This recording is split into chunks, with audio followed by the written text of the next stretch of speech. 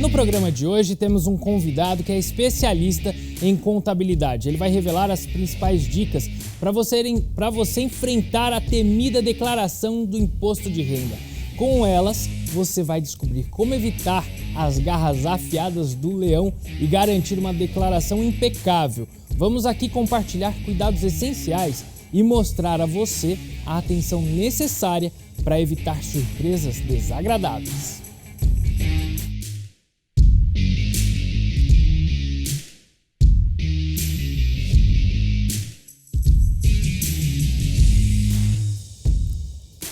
Você de Campinas e Ribeirão Preto, você também que nos acompanha pelo YouTube, seja muito bem-vindo ao Poder de Negócios de hoje. E eu vou conversar com Elton Horvat. Hoje o programa é sobre imposto de renda. A gente já começou com essa questão da entrega das declarações, mas muita gente ainda não declarou, tem dúvidas, tem problemas. E a gente vai fazer esse programa então para auxiliar, para tentar sanar um pouco de dúvida. Porque a questão da declaração do imposto de renda é uma questão ainda muito temida pelas pessoas, não é isso, Elton? Exatamente. Prazer recebê-lo aqui no Poder de Negócios. Eu que agradeço, para mim é um privilégio estar sempre aqui, podendo contribuir aí com tudo que for preciso, Thiago. Declaração, como eu falei, sempre temida. E por que será que as pessoas sempre acham uma coisa de 7 cabeças assim, na hora de ter que declarar o imposto de renda? Por que tem isso? O processo da declaração, Thiago, ela não é uma novidade, né? Ela existe no Brasil desde 1922,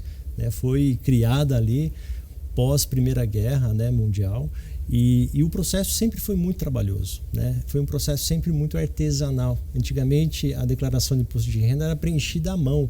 Então, eu acho que essa crença, né, da temida declaração de imposto de renda, de ser difícil, de ser trabalhosa, já vem de alguns anos atrás, né? Do processo ainda ser muito artesanal, manual, reunir muitos documentos físicos, então esse processo acaba sendo um pouco dificultoso, né? Eu sempre ouvi dizer que, assim, cadeia no Brasil é sonegação de imposto, é não pagar imposto da cadeia. Olha, Thiago, é real isso, viu? É muito real. Por quê? No Brasil nós temos um regime tributário muito complexo, né? Ele não é um regime simples, pelo contrário, né? É um dos mais complexos do mundo, né? E no Brasil nós somos tributados pela renda, né? Tudo que você tem de rendimento, pelo seu patrimônio, né? E pelo seu consumo, tá? Então existem 3 formas de arrecadação do governo, né? E a declaração de imposto de renda incide somente sobre essa questão da renda, né? Então, se você não tributar, não recolher corretamente, você pode ter sim bens bloqueados, você pode ter seu nome lá no CADIM, né? Que é os devedores da União. Então, isso é um tema muito complexo. E quando você fica com uma declaração incompleta e errada, e etc., você está sonegando informação, você está sonegando imposto? Cara, você declarar errado não é uma sonegação. Você pode corrigir, né? Para isso que existe a retificação da declaração, né? Você tem um prazo ali que você consegue fazer essa declaração novamente, né? Essa retificação. O que é errado é você não informar corretamente os valores devidos, né? Então, quando a gente fala de rendimento, todos os rendimentos tributáveis ou isentos, né? Eu preciso declarar de forma correta, para que você não caia numa malha fina e tenha esse tributo devido. O fisco tem até 5 anos para reaver qualquer tributo que ele acha que é direito dele. Então, esse valor pode vir aí com multa, juros, correções monetárias após 5 anos. Bom, aí aquela questão, o que tem que ser declarado na declaração do imposto de renda? Bom, o salário que a pessoa ganha dinheiro por fora através de trabalhos que faz fora do serviço formal. O que precisa ser colocado lá? O que é tributável? Como que é a declaração? O que de fato precisa ser declarado? Legal. Thiago, isso é uma pergunta importante. Muita gente tem dúvidas ainda sobre o que deve ser declarado no imposto de renda, né? O imposto de renda, como antigamente era feito por fichas manual, ela continua no mesmo conceito de preenchimento via fichas, né? Então, a primeira ficha que deve ser declarada é a declaração dos rendimentos tributáveis. Hoje, rendimento tributável é tudo aquilo que você tem do seu ganho ali, né? O seu ganho, se você é funcionário CLT, se você tem ali um rendimento fixo, você tem que ser tributado em cima disso, né? Acho que a gente já tem até uma tela preparada. Ah, legal. Olha lá, rendimentos tributáveis. Exatamente. Então, os rendimentos tributáveis, né, hoje quem ganha acima, né, de R$ 30.639 precisa fazer a declaração do imposto de renda, né? Então, rendimento tributáveis. O seu rendimento ali na folha, né, se você tem algum serviço que você presta, como autônomo, aluguéis, aplicações, tudo isso é um rendimento tributável. Essa é a primeira ficha, né? Um trabalho que você faça extra do seu serviço também. Exatamente, Thiago. Hoje, antigamente, né, não existia a fiscalização do governo através do PIX. Então, hoje, todo o valor ali que transita na sua conta, se superar esse limite de isenção, você precisa declarar, né, o PIX, a maquininha de cartão, tudo aquilo que você utiliza no seu negócio ou para você, né, no seu CPF, você precisa fazer a declaração ali do imposto de renda. Assim, por exemplo, a pessoa recebe mais do que R$ 30.639,90 na empresa. Certo. Isso aqui ela movimenta na conta, a Receita tem essa informação. Exato. Aí ela ela ganha alguns recursos através do PIX. Perfeito. Esse valor soma ou esse valor tem que atingir 30.639 também? Esse valor soma aos seus rendimentos que já foram declarados pela sua empresa que você é funcionário, um exemplo. Então, né? soma. Então ele soma.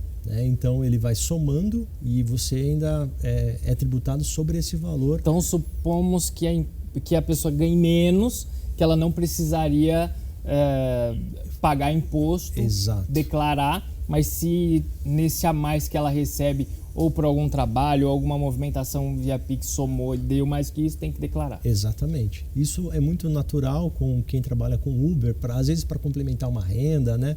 Ele tem um emprego fixo ali no horário, depois faz um Uber adicional. Então, tudo aquilo que ele ganha adicional, ele precisa informar nessa ficha de rendimentos tributáveis, né? Então, tudo que é renda devido a um trabalho executado, eu tenho que tributar. No Brasil é tributado. E se for presente?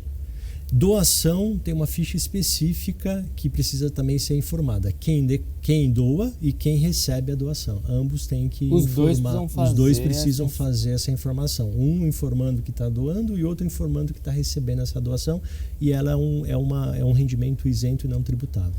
Bom, e o que não precisa, então, além da doação, declarar? Tem a outra ficha de rendimentos isentos, né, que são lucros e dividendos, doações, rendimentos ali da poupança, né? A poupança ela não tem tributação do imposto de renda, né? Então tudo aquilo que é isento tem que ser informado também, né, nessa ficha. Quem tem doações ali superiores, né, ou rendimentos isentos superiores a R$200 mil. Aqui, Thiago, a gente vai falar de alguns outros, né? Mas independente se algum ali você se enquadrar, você precisa fazer imposto de renda. Um exemplo, eu não tive a renda superior a R$30.600, mas eu tenho ali rendimentos isentos superiores a R$200 mil, eu preciso fazer a declaração. Então, no caso, se a pessoa tiver, de fato, rendimentos acima de R$200 mil, mesmo que ela não tenha uma renda exatamente. acima daquele valor. Recebi uma doação 210 mil em valor, eu preciso fazer a declaração. Certo. Tá? Bens e direitos. Bens e direitos é uma fotografia do dia 31 de dezembro de 2023. Eu preciso declarar todos os bens que superam ali o limite de R$800 mil. Se eu não tenho esse limite, eu não preciso fazer a declaração. Mas bens e direitos, quando a gente fala de direitos, né, todas as suas posses ali em capital de alguma empresa, valores em espécie, aplicações, imóveis, veículos, né? Se a soma disso não superar os R$800 mil, não é necessário declarar também. Então se a pessoa tem uma casa, um carro, uma bicicleta e tal, não passa de R$800 mil, ela não precisa declarar. Também não precisa.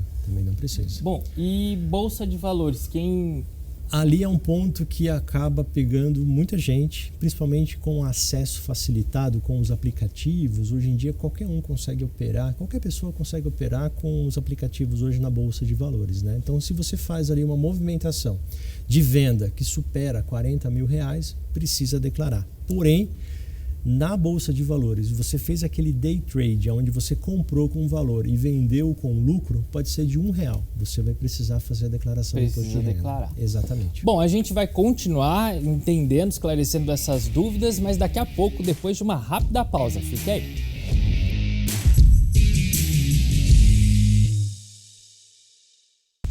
De volta com o Poder de Negócio para evitar então problemas com a Receita Federal. Saiba como não errar na hora de declarar e a gente vai continuar com a tela. Agora a questão de quem faz investimento na Bolsa. Temos a outra tela, a tela seguinte, para continuar, porque olha, venda de imóveis precisa ser declarada. Exatamente, Thiago. Existe uma lei que permite, né? Se você faz a venda de imóvel, você deveria declarar o ganho de capital. O ganho de capital é aquele valor que está ali no registro do imóvel, né? E a diferença que você faz daquela venda, você tem que calcular o imposto de renda ali sobre esse ganho de capital. Um exemplo, comprei uma casa por 100 mil, vendi por 200, eu tive um ganho de capital de R$100 mil. Então, em cima desses R$100 mil, eu deveria ter ali o recolhimento, né, do ganho de capital em cima desse valor, né, 15% calculado em cima desse ganho de capital. Porém, a lei permite, né, da declaração de imposto de renda, que se você comprar um imóvel para sua residência no período de até 180 dias, para você morar, você é isento desse imposto de renda. Então, nesse período, nessa ficha, eu preciso fazer a declaração aí que eu adquiri, que eu vendi o imóvel e em 180 dias adquiri um novo imóvel para a residência. Então, você vai acabar sendo isento do imposto de renda. Muito bom. Modelo simplificado. Qual a diferença do modelo completo? Existem dois modelos para você escolher ali, fazer a dedução do imposto de renda, né? O simplificado, né, ele é muito bom para quem não tem muitas despesas médicas, despesas com educação, despesas com pagamentos que você pode deduzir ali para ter a restituição do imposto de renda, né? E o simplificado, né, ele consegue ali ter uma dedução bem padrão, até 20% do seu rendimento tributável. Então, eu aplico, né, um percentual de tudo aquilo que você teve de rendimento tributário e a gente consegue deduzir esses valores para que você não tenha o pagamento de impostos, né? Só que existe um limite no modelo simplificado. Esse limite hoje está um pouquinho acima de R$16 mil, tá? 16.754, precisamente, tá? Então, esse modelo é bom para quem não tem muitas despesas dedutíveis, né? Utiliza o modelo simplificado. No caso, quem usa o modelo completo? O modelo completo depois que você colocou ali os seus rendimentos tributáveis, ele já vai calculando, o próprio sistema do imposto de renda já vai calculando o imposto devido. Porém, existe dentro da lei a possibilidade de você utilizar despesas na qual o governo deveria suprir e não conseguiu e você teve que pagar, né? Sim. Quais são elas? Despesas com saúde e despesas com educação, né? E lógico, despesas com previdência privada também, porque quando você está fazendo a sua previdência, você acaba, né, tendo que ter um gasto a mais, né? Moradia não. Moradia não. Despesas com moradia não. Então, despesas médicas, 100% das despesas médicas são dedutíveis. Então, cirurgias médicas, despesas com psicólogo, planos de saúde, dentista, tudo aquilo que você teve e tem o recibo do seu médico, né, do seu profissional, você consegue fazer a dedução, tá? Sim. Despesas com educação também, porém existe um teto ali até R$ 3.561. No ano inteiro? No ano inteiro, tá? Isso por pessoa, né? Então, se você tem mais dependentes na sua... Aí vai somando. Você vai somando conforme os dependentes, né? Então, dependentes ali, o limite por dedução de dependente é de R$ 2.275, tá? Isso é por dependente. Filho... pessoas que têm a sua esposa, né? Lembrando que se você tiver dependentes e ele tiver renda, você tem que somar a renda dos seus dependentes também no rendimento tributável, tá? Então tem que fazer um cálculo para ver se compensa você colocar esses dependentes se ele tiver uma renda tributável também, tá? Bom, e a pré-preenchida? Cara, isso é ela usa do ano anterior? É uma novidade que já veio, né, no ano passado, e esse ano ele melhorou o processo, né? A pré-preenchida, quando as empresas que você já tem o seu vínculo ali com conta bancária, né, a sua empresa onde você trabalha, ela é obrigada até o final do mês de fevereiro de fazer uma entrega, que é a DIRF, né, uma declaração que as empresas precisam informar.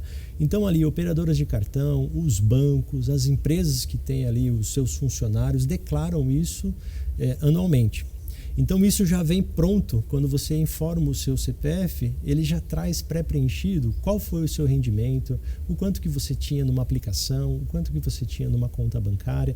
Lembrando que ele traz um valor, não é para confiar 100% naquele valor, mas ele já traz algumas informações básicas pré-preenchidas e isso facilita até no processo de restituição futura. A gente tem uma próxima tela para identificar outras situações envolvendo justamente a questão das declarações. O resumo, então, é esse. Exatamente. São fichas, né? São fichas que nós precisamos declarar, né? Informar. E existe também a declaração lá das dívidas e ônus reais, né? Então, existe... eu fiz um financiamento, comprei uma casa, financiei um imóvel, né? um apartamento, um carro. Então, eu preciso declarar também quais são as dívidas e ônus reais que eu tenho para pagar no futuro, né? Dívida não significa uma inadimplência, não. Um financiamento, uma conta que a pessoa tem. Adquiri um financiamento, um empréstimo, fiz lá um financiamento imobiliário de um veículo, eu preciso declarar também nessa ficha especificamente. Por quê? Porque as empresas que liberou esse crédito para você já informou para o fisco que você é devedor. Se a pessoa não declarar, mas ela já tem a informação através da empresa... Pode ser que caia numa malha fina. Ah, é? Se não tiver ali pré-preenchida já. Né? A próxima tela é as maneiras, porque geralmente a gente sabe que as pessoas ficam perdidas. Exato. Não sabem se às vezes confiam no site ou não. Quais são as maneiras para fazer a entrega da declaração?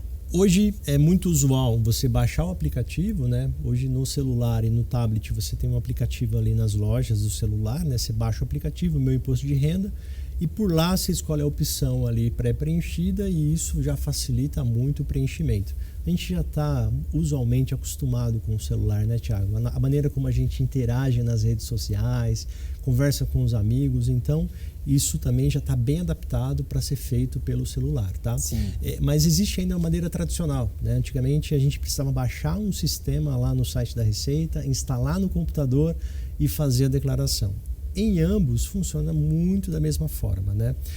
A gente recomenda a utilização do computador pelo site quando você tem muita documentação que precisa fazer ali a digitação e os apontamentos. Quem tem muita despesa médica ou quem forneceu muita despesa médica, né? Porque se um médico ele dá muita receita médica, ele precisa declarar também que ele teve os rendimentos ali recebidos dos seus pacientes.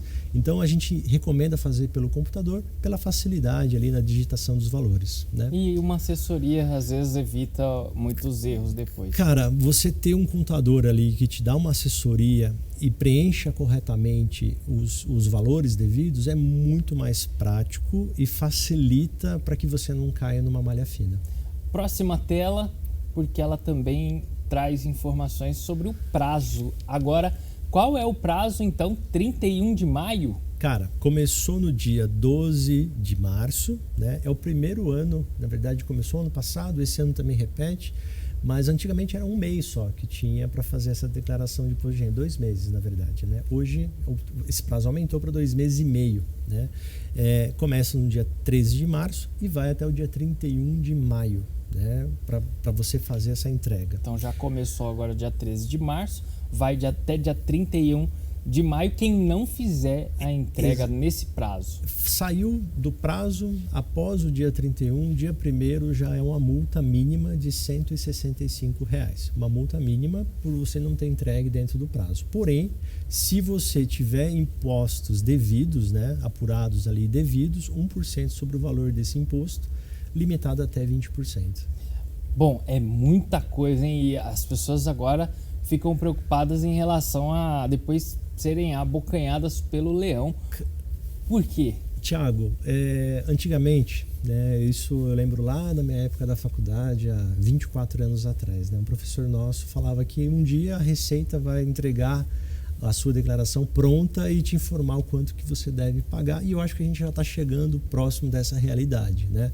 Hoje em dia todos os órgãos já estão 100% conectados com a Receita, né? Então quando você compra um veículo, você tem que registrar ali o veículo no seu CPF. Essa informação dos Detrans já são informadas para a Receita Federal. Quando você faz um plano médico, né, quando você contrata, normalmente o contrato ou está no CNPJ ou está no CPF. E esse contrato já é informado. Quando você compra uma linha de celular, quando você faz qualquer tipo de despesa hoje, tudo já está vinculado ao seu CPF. O importante é que aquilo que você compõe de despesa não ultrapasse aquilo que você indicou de receita, porque isso o fisco já está tendo 100% de controle. Certo, a gente vai fazer a última pausa do Poder e Negócios, mas é bem rápida, fique aí que a gente volta já.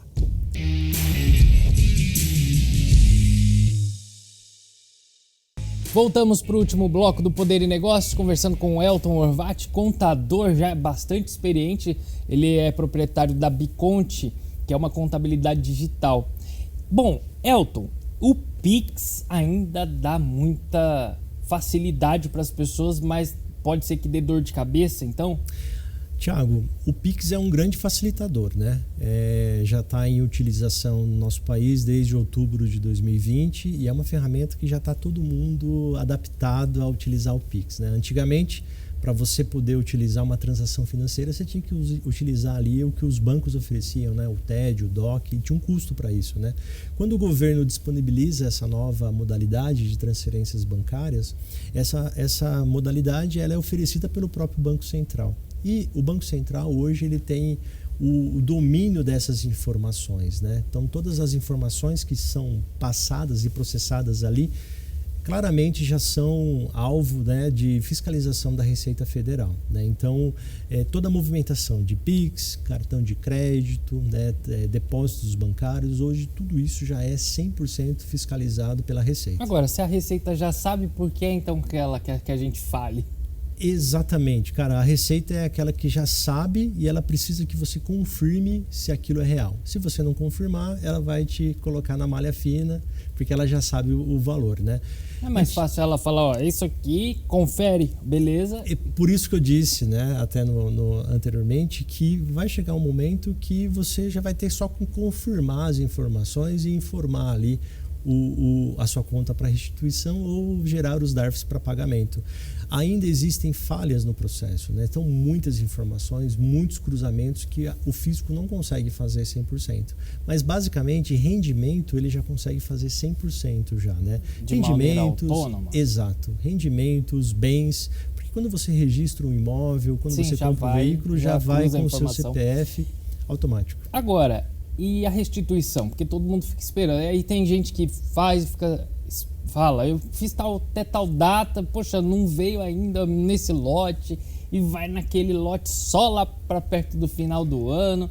Existe um grau de prioridades para restituição, Thiago. Então, só restitui quem teve mais despesas dedutíveis e pagou o imposto, agora eu tenho direito a restituir esse valor, né? Então, exemplo, paguei lá R$15 mil, mas tive despesas, eu utilizo essas despesas e restituo o valor, né?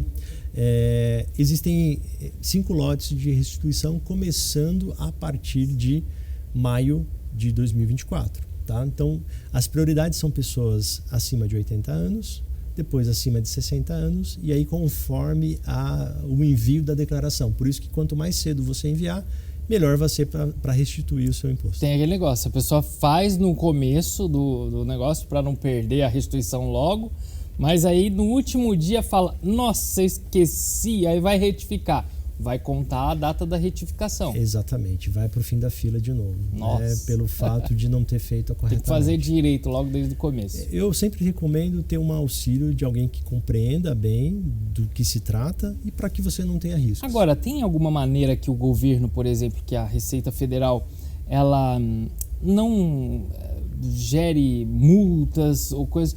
Porque a questão do Pix ainda é muito nova para as pessoas. E, por exemplo, em empresas, as pessoas fazem lá todo mundo aqui, vamos juntar R$200 para comprar um bolo, alguma coisa. Todo mundo deu um pouquinho na conta da pessoa que foi lá e pagou.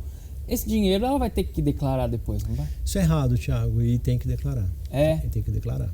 Né? A gente recomenda que essa utilização nunca seja feita, né? Porque movimentou ali a conta bancária. Se eu não demonstro a origem, de onde que veio aquele dinheiro, eu tenho que, se não foi de uma doação, né? Então todo mundo teria que informar que doou para alguém, né? Sim. E ela informar que recebeu essa doação. Mesmo às vezes sendo tão pouquinho? Exatamente, Thiago. Não entra naquela questão não tributável? Então, o não tributável é até os R$30 mil. Se a pessoa recebeu aquele dinheiro do Pix ali para fazer um bolão e tal, e está dentro daquele valor, beleza, vai ser mas tributado. Passou, precisa se preocupar. Precisa se preocupar. Elton, obrigado pela participação aqui no Poder e Negócios. Muito obrigado você de casa pela companhia. O Poder e Negócios de hoje vai ficar por aqui. Mas olha, lembre-se, você pode rever o programa na íntegra no nosso canal no YouTube. Acesse também nossas redes sociais e você pode ouvir todas as nossas entrevistas no Spotify. Basta procurar Poder e Negócios lá no Spotify. Mais uma vez, muito obrigado pela companhia. Tenha você uma excelente e abençoada semana.